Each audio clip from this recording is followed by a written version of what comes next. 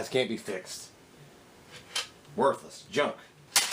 Oh well. Time for some modding. Mongoose Jake here with a new Nerf modding video. And this time, hey, it actually has Nerf in it. It's not me just saying Nerf. There's a couple of Retaliators here. Which, for all of my videos where I rate this blaster higher than a Nerf blaster, like say for instance the Busby Tactical Storm or the Interceptor or Thermal Hunter, I like all three of those, or the Lightmaster, the Night Attack, the new model 1902, the Reaper, you get the point. Yeah, there's a lot of Busby top prime or pump action blasters that I would pick over the Retaliator if I'm comparing stock versus stock. Doesn't mean I don't like the Retaliator. I have like 5 or 6 of the things at this point now. And then if you count the Recon Mark IIs, I actually love this blaster. I just don't like it quite as much as my favorite Busby blasters. And while we're at it, time for espresso. My favorite modding accessory.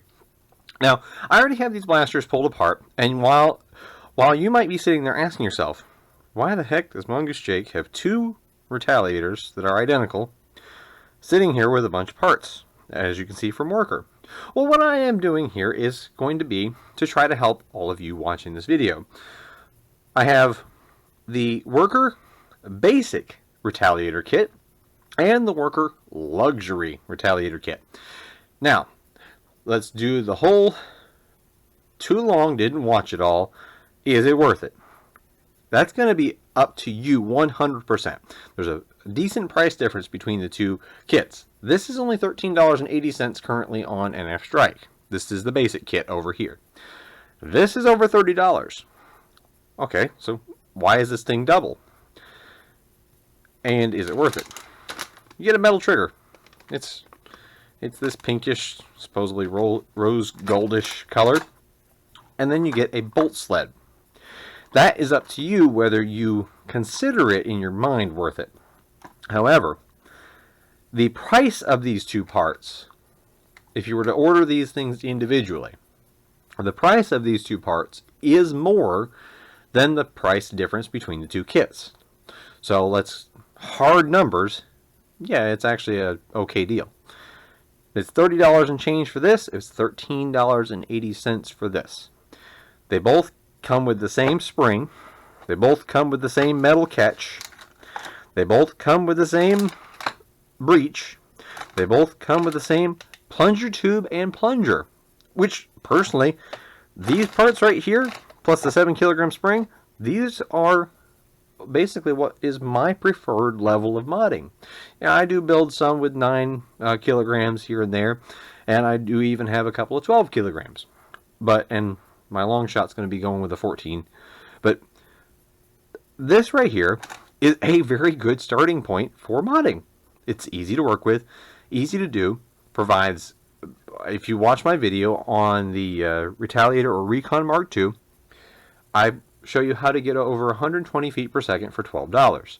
That's actually became a fairly popular video, and it's using this here, it's 7 kilogram spring and a metal catch. Important upgrades, and the beefier Worker plunger tube and plunger is going to add some durability. But this is a very good starting point. It's up to you whether you want to do this kit here and get the metal trigger and the bolt sled. Bolt sled's a good idea long term, but 7 kilograms not going to kill your blaster. Not right away, at least. But let's see about putting these things in and firing over the chronograph, because as a baseline we know the Retaliator fires at about 70 feet per second. And for all intents and purposes, no, there's not going to be any performance difference between the two. So let's go ahead and throw them together and let's check it out at the end. For those of you watching, all you're going to need is a couple of Phillips screwdrivers. You need a larger one to take off your stock attachment point. That's it. That's the only thing you need this for. The rest of it, you can do it with a smaller sized Phillips screwdriver.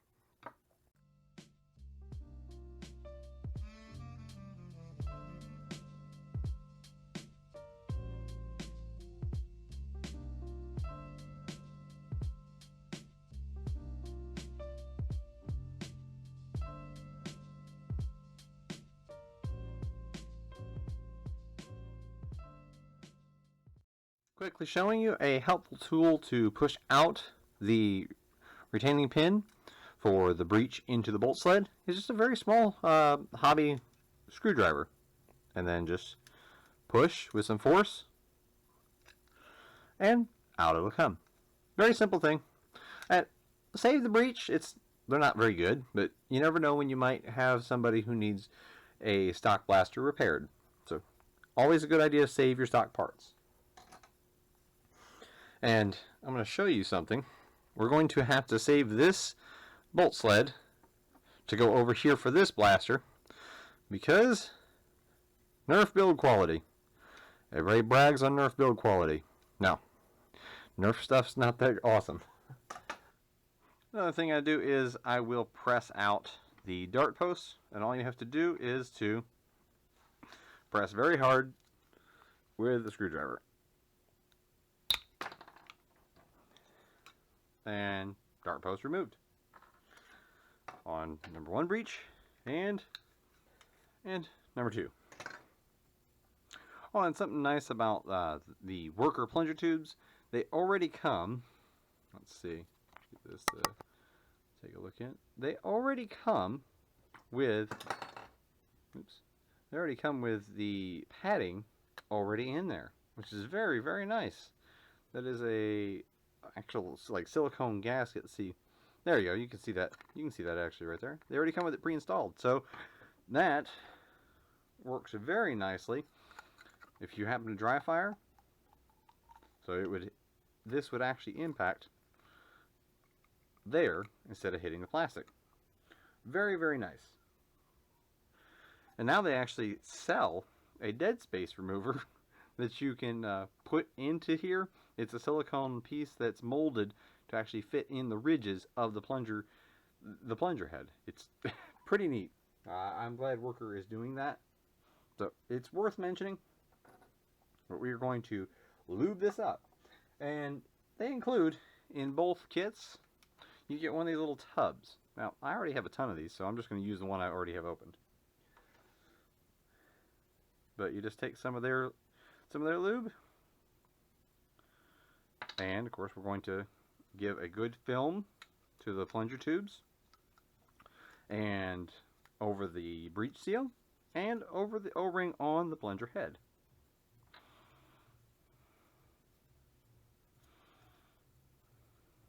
There we are with that plunger tube.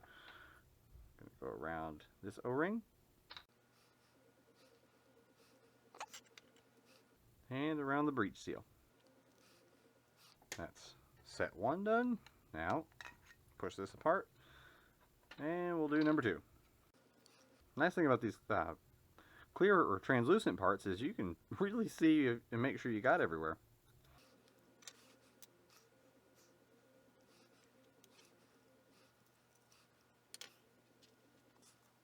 Okay, now let's get the actual springs out, and then I will have to install the new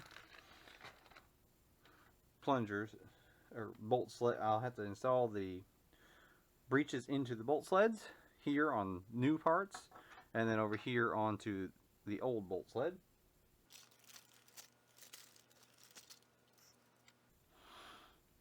Actually, we'll leave that off for now. Get that put in there. Get that put in there. And when you're working with one of the worker breeches, it has a knurled section over here. That's the textured part. And there's a smooth side. Don't try to push that through. Just pull that out. And then have your screwdriver or a pair of pliers or something flat that you can push against to press this in once you've placed it in the bolt sled. And remember, of course, you're going to insert the smooth side in, and then you're going to push that knurled section in like such, and then we're going to push, I do it this way personally, and then push that in. There, now it's secure. And we're going to do that with this one over here. Again, take the textured part out. We're going to place that into this bolt sled.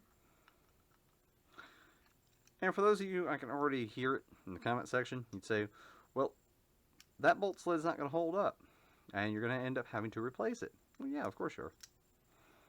As soon as you increase the spring load over stock, you can already assume your stock components are going to fail down the road.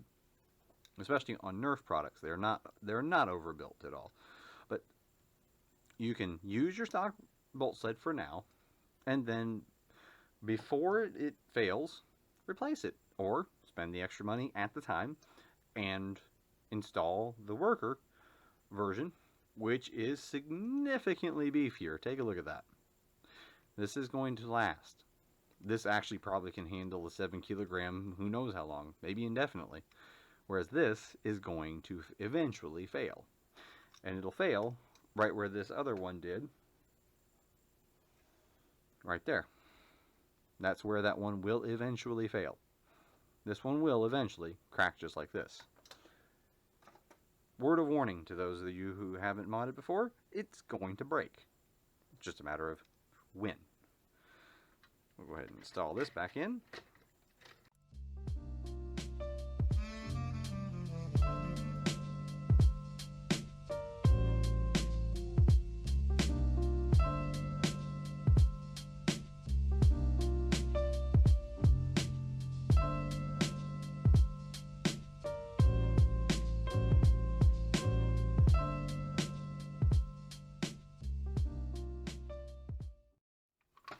Don't install the spring yet.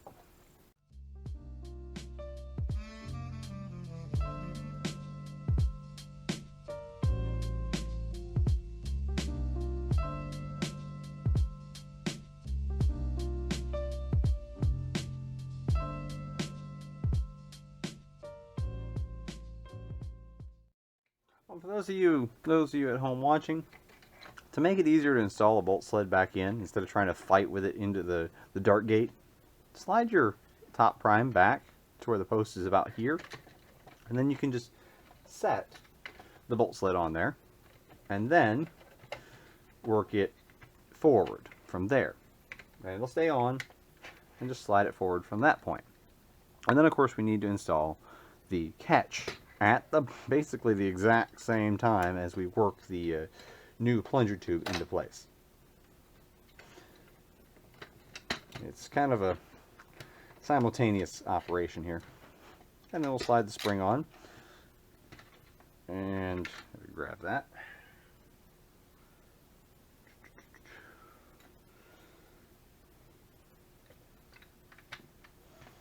Okay. Now I'll button these back up. I'll button these back up and put them together, and you'll see the finished product. And we'll do a couple of chronograph shots. Once you're about ready for it, then you can just shove the spring in through the shell.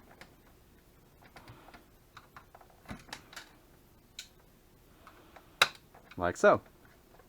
And then go ahead and quickly install your attachment point, which will require a larger screwdriver.